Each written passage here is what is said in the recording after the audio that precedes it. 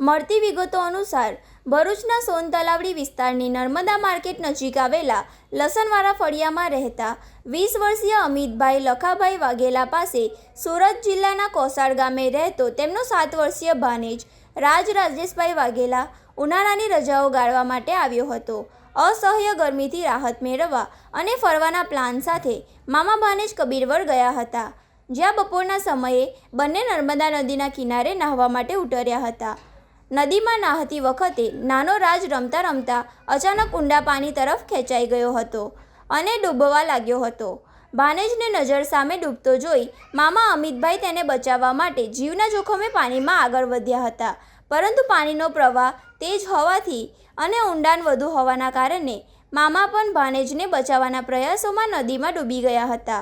ઘટનાની જાણ થતાં જ આસપાસના સ્થાનિક નાવિકો, માછીમારો અને તરવૈયાઓ તાત્કાલિક બચાવ કામગીરી માટે નદીમાં કૂદી પડ્યા હતા। બીજી તરફ ઘટનાની ખબર મળતાં જ પરિવારજનો પણ રડતા કકળતા ઘટના સ્થળે દોડી આવ્યા હતા। નર્મદા કિનારે સ્વજનોના આક્રંદથી વાતાવરણ ગમગીન બની ગયું હતું। બનાવ અંગે સ્થાનિક લાશ્કરો અને તરવૈયાની મદદથી નદીમાં વ્યાપક સર્ચ ઓપરેશન હાથ ધરવામાં આવ્યું હતું।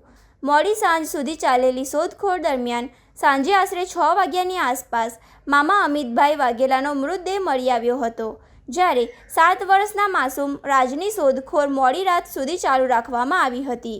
આ કરુણ ઘટનાને પગલે સ્થાનિક લોકોમાં ભારે રોષ જોવા મળ્યો હતો।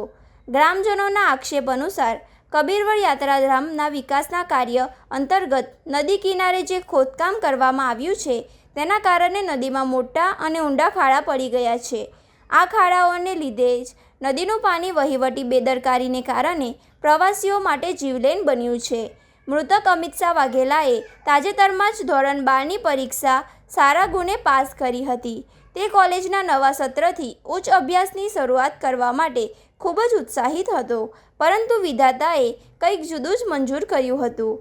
કોલેજનું પગથિયું ચડે તે પહેલાં જ કાર તેને વાહલ સોયા ભાણેજ સાથે ખેંચી ગયો હતો।